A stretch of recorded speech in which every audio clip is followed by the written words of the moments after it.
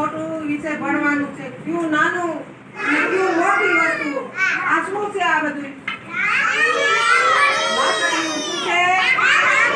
અને આમાં સૂતું કોણ પાડશે? નાની મોટી આયુષ પાડશે એમાં.